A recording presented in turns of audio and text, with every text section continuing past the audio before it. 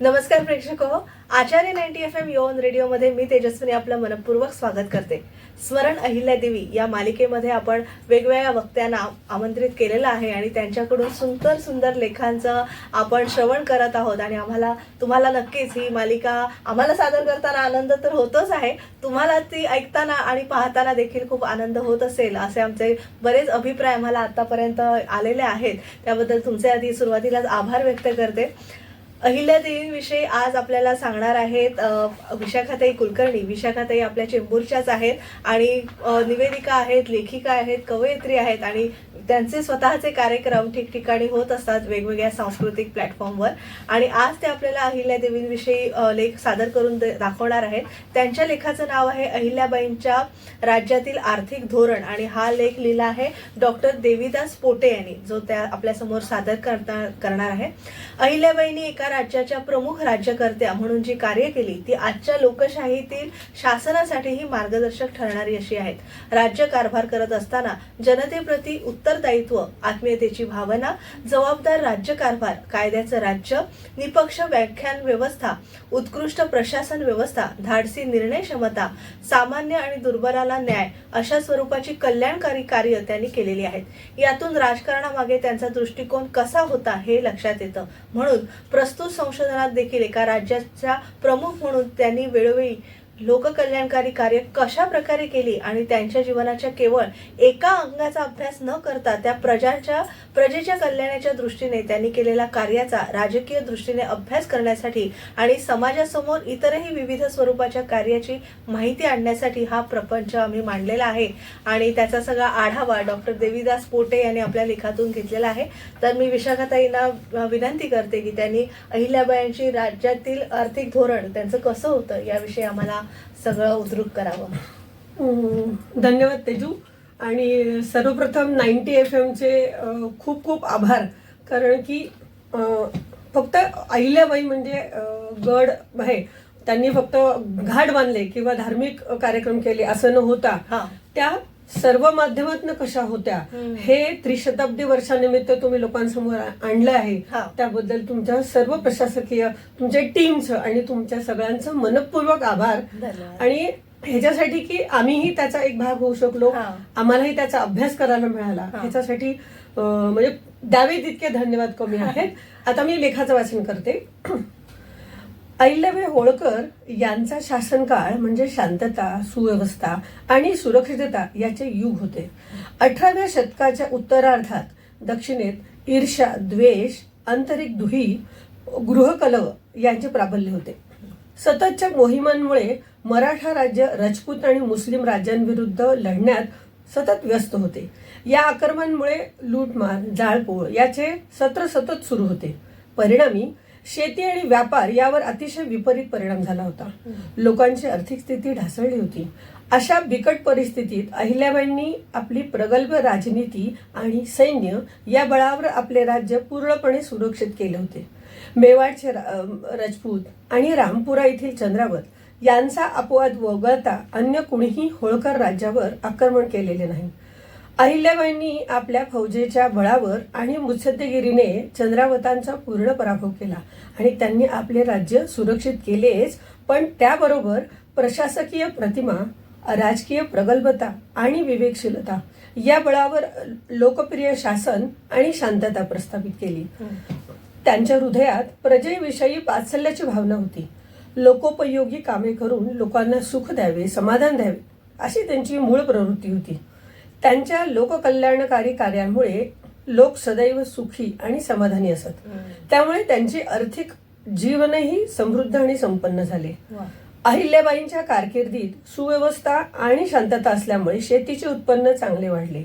शेतकऱ्यांच्या शेतातील पिकांना सैन्याद्वारे कुठलाही उपद्रव होत नसे.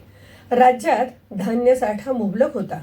जमिनीवरील कर हे राज्याचे उत्पन्नाचे मुख्य साधन होते. प्रशासकीय सोयीकरता व कर वसुलीकरता राज्य विविध परगण्यात विभागले होते. एका परगण्यात 50 ते 300 गावे होती. अहिल्याबाईंच्या देहांतानंतर इंदूर परगण्यात 362 गावे होती. परगण्यात कर वसुली करण्याकरता जमीनदार, मंडलोई, कानुनगो, पटवारी, पटेल असे सेवक होते. परगण्यांवर कमावीसदार हा मुख्य अधिकारी किंवा प्रांताधिकारी असे. अहिल्याबाईंनी कमावीसदारांचे अधिकार आणि कर्तव्य निश्चित केलेले होते. त्यांच्या शासनकाळात शेतकऱ्यांकडून उत्पन्नाचा चौथा भाग म्हणजे चौथाई वसूल केला जात असे, असा उल्लेख सर जॉन माल्कम यांनी केला आहे. त्यांच्या शासनकाळात 1 बिघा जमिनीचा कर 1 रुपया असे. मात्र सुपीक जमिनीचा व व्यापारी नगदी पिकांचा कर 1 बिघ्याला 2 रुपये असा असे.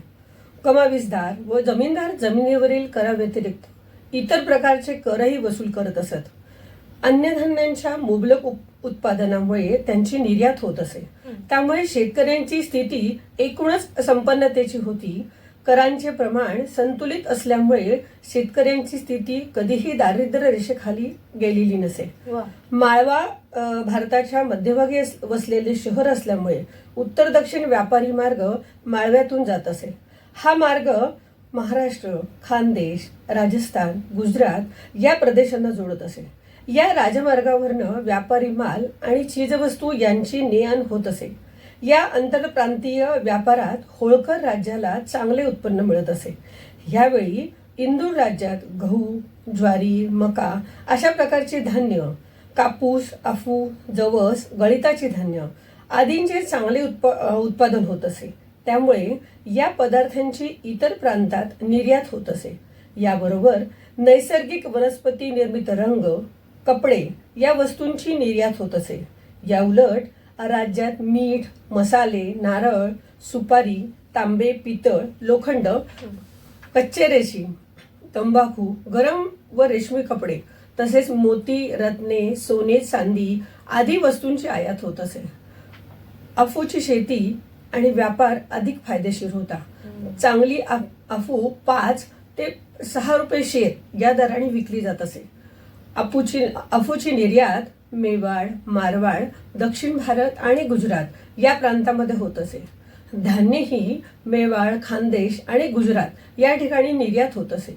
माळव्यात सारंगपूर, चंदेरी व आष्टा याप्रमाणे महेश्वर हेही वस्त्र उत्पादनाचे केंद्र बनत चालले होते.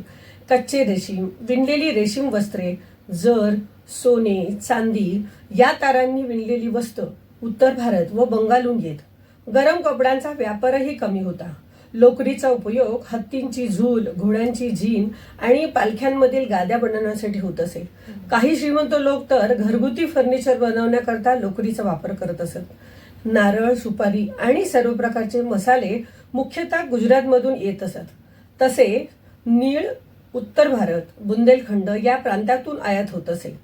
तांबे, सोने आणि चांदी मुंबई आणि गुजरात या भागातून आयात होई. विविध प्रकारचे मौल्यवान मोती, रत्ने, हिरे यांची राज्यातील मागणी कमी होती. त्यामुळे या वस्तूंची आयात अल्प प्रमाणात दक्षिण प्रांत आणि गुजरात येथून होत असे. उत्तर भारतातून येणारा व्यापारी माल व चीजवस्तू विदिशा, उज्जैन या मार्गाने इंदूरला येत असे. बंगाल आणि बिहार इथून येणारा माल, चीजवस्तू मिर्झापूर, छत्रपूर आणि महू, राणीपूर या मार्गाने इंदूरला पोहोचत असे.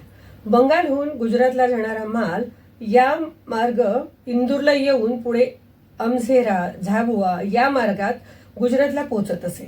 सावकार व सराफ यांचा एक खास वर्ग या आयात निर्यातीचं काम करत असे. राज्यात आयात व निर्यात होणाऱ्या व्यापारी मालावर जकात आकारली जात असे. जकात हा राज्याच्या उत्पन्नाचा मोठा स्रोत होता.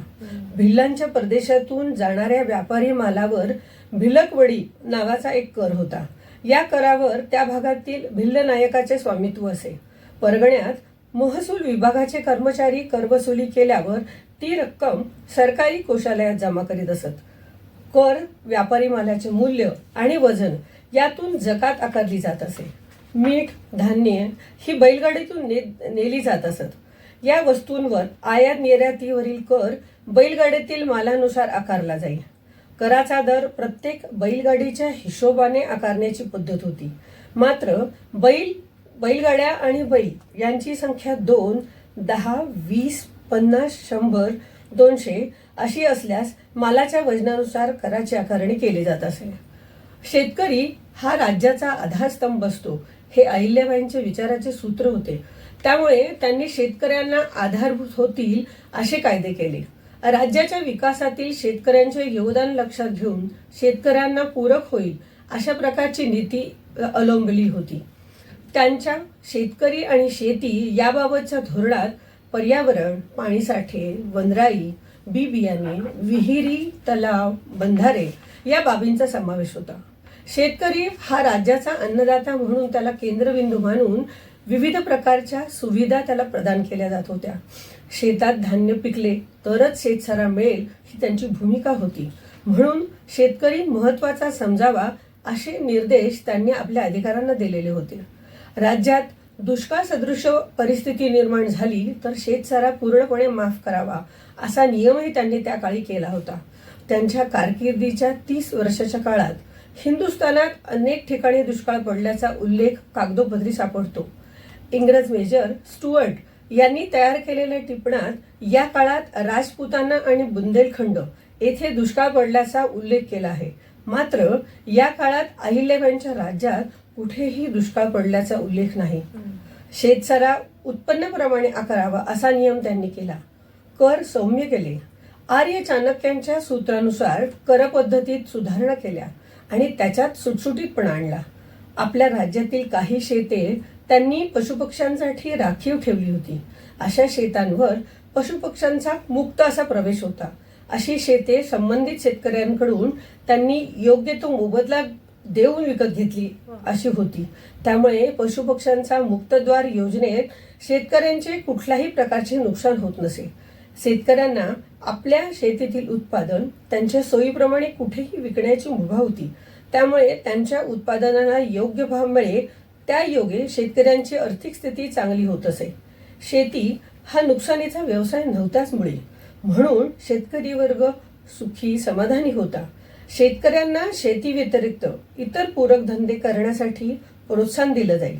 व्यवसाय सुरू करण्यासाठी भागभांडवल उपलब्ध करून दिले जाईल. अशा प्रकारे अहिल्याबाईंची अर्थनीती लोकहितकारी आणि लोकानुवर्तीय अशीच होती. लोककल्याणकारी प्रशासनाचं हे अतिशय महत्त्वाचं अंग होतं. अशा अहिल्याबाईंना आपला सादर प्रणाम. धन्यवाद. धन्यवाद.